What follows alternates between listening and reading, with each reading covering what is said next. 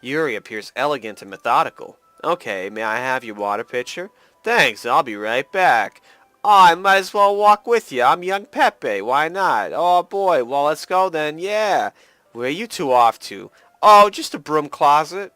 We're just Yuri and we're gonna make some tea. Oh, I suddenly realized how weird it sounds to explain this to Monica. We're just filling this water pitcher. Oh, okay. Sorry, I was just a bit confused. It's kind of a one-person job, isn't it? That's Monica. Please mind your own business for once.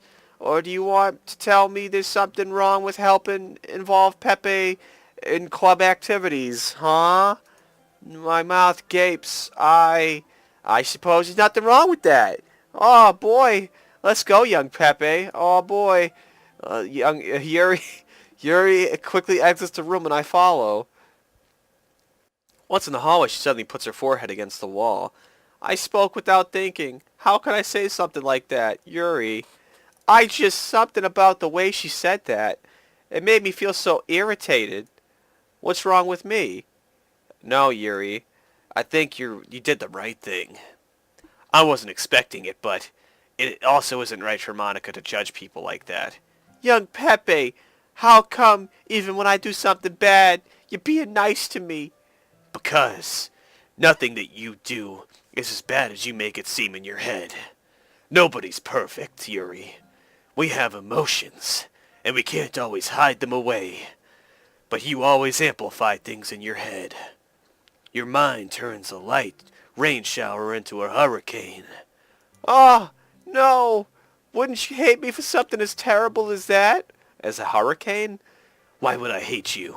Why do you all just assume I hate you, damn it? If I hated you, I'd say I hate you. Why do you gotta complicate it? I can't hate someone for having emotions.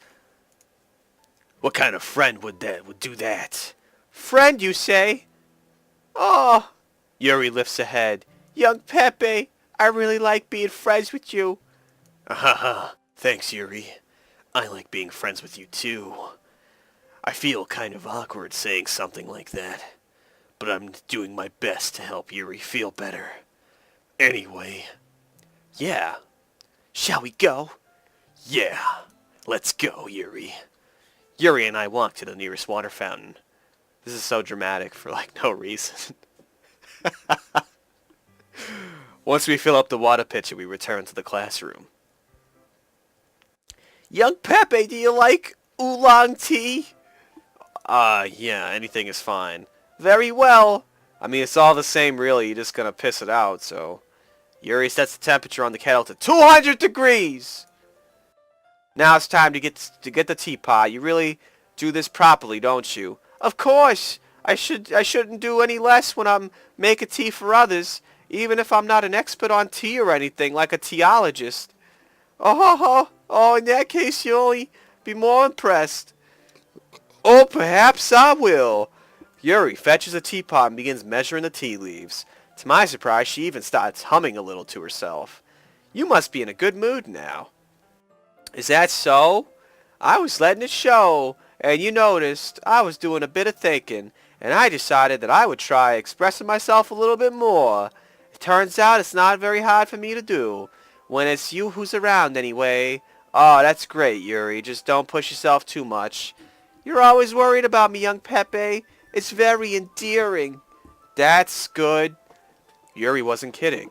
I don't even know if I can keep up with this. I watch Yuri pour a cup of tea for each of us. Young Pepe, I have another request. Do you mind if we sit on the floor today? Why's that? She likes it rough.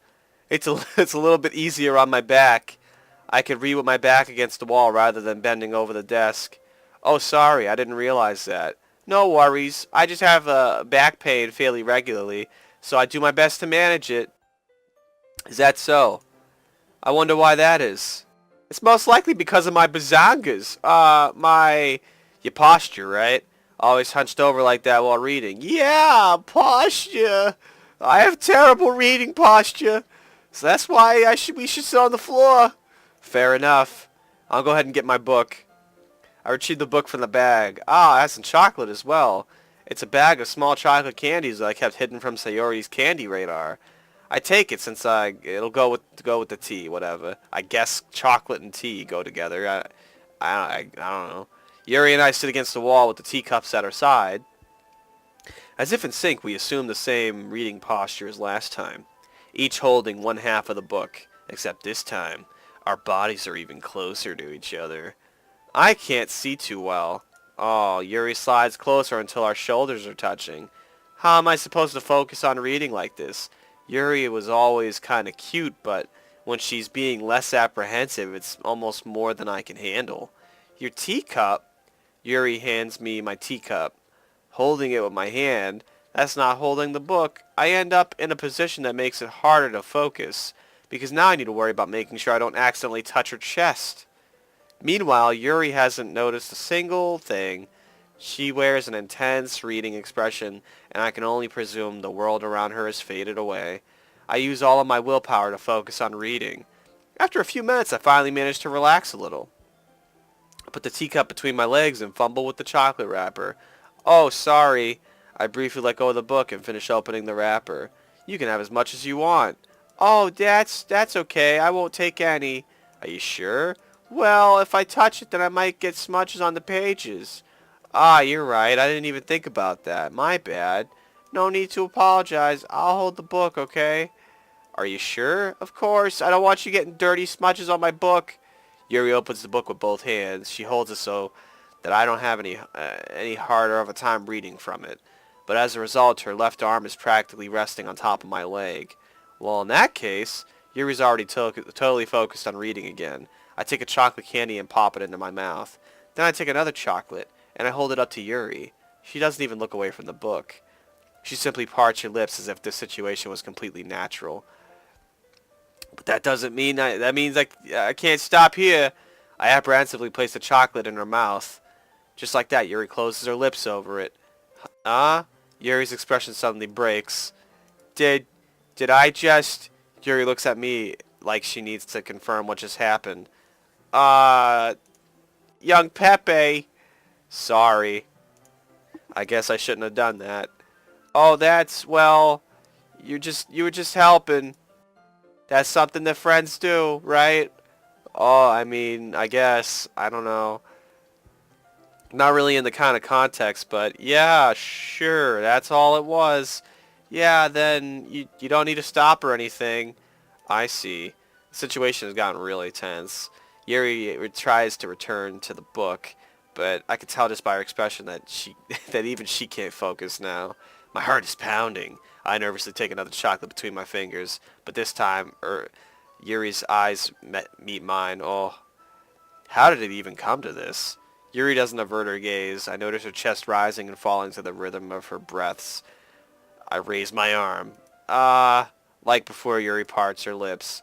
But it's different this time. I take the chocolate and place it in her mouth. I feel her hot breath on my fingers. Okay, everyone! Oh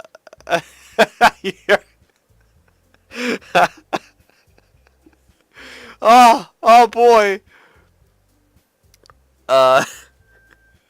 Yuri jolts back. It's time to share poems! Young Pepe, you can help Yuri put away the tea stuff, right?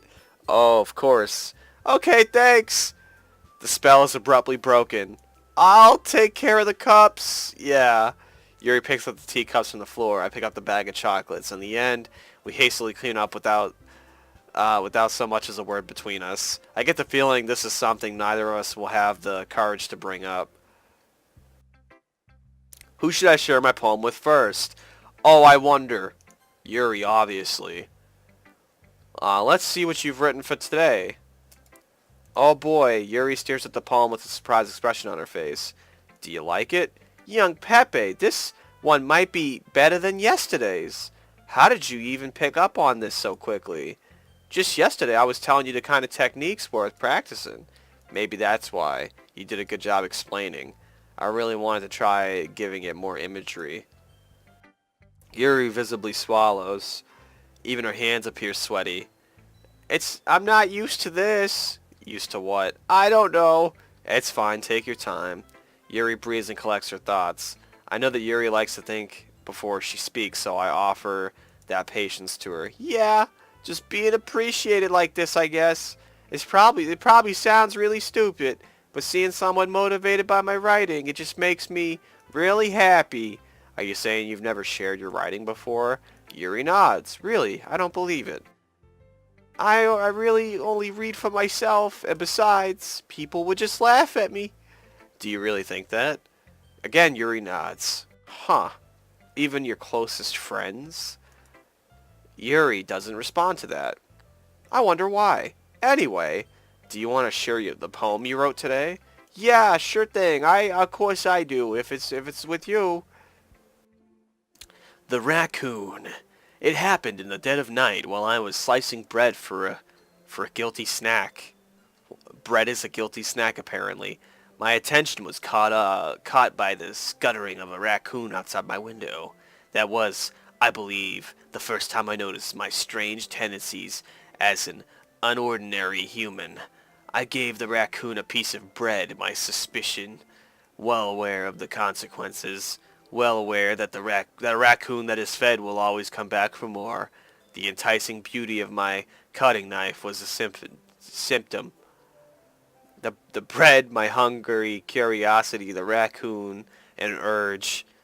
Is she gonna murder that raccoon? The moon increments its phase and reflects that much more light off of my cutting knife. The very same light that glistens in the eyes of the raccoon friend.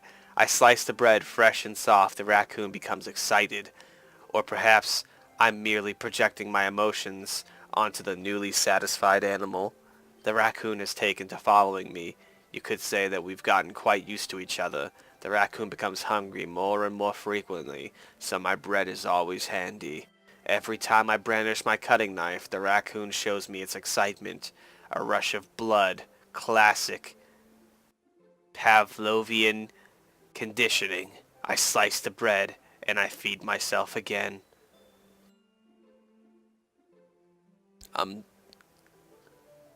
A rush of blood. She murdered that raccoon! I think she murdered that raccoon. Huh. I was a little more daring with this one than yesterday's. I could see that. It's a lot more metaphorical. I don't know if it's my fault, but I can't begin to imagine what this poem is about. She murdered a raccoon. She is a sociopath or something. Or a psychopath. Oh. If there's a tsunami, and if there's a friend, and if there's like the popular girl, is she the yandere? Maybe. That's right. It's a bit closer to my preferred writing style of murder, using the poem as a canvas to express vivid imagery and conveying emotions through them. Yeah, if I take it at face value, then I can't even figure out what it's supposed to mean. Well, I think it's something that different people can relate to in their own way. I wanted to express the way it feels for me to indulge in my more unusual hobbies. In her unusual hobbies of murdering raccoons. It's those sort of things I'm usually forced to keep to myself. So I sometimes enjoy writing about them. Why do you keep them to yourself? Because they're embarrassing and people would make fun of me. Don't you have anything like that, young Pepe? Well, yeah, I guess I do. I feel like everyone has a little something like that. The best we can do is respect each other and our individualities, even if it's difficult sometimes, and some things make us uncomfortable. After all, if I hadn't learned to embrace my own weirdness, I would probably hate myself. I might be ranting a little bit now, but I'm glad that you're a good listener. You're good at a lot of things. Writing, listening. There really aren't that many people like you, young Pepe. That's exaggerating a little bit. It's just how I feel. I never thought I would feel so comfortable sharing my writing. But now I almost feel like I look forward to it. It's just a really nice feeling. And you're to thank for that. It's nothing really. Yuri smiles sincerely at me. For just a moment, her timidness seems to disappear.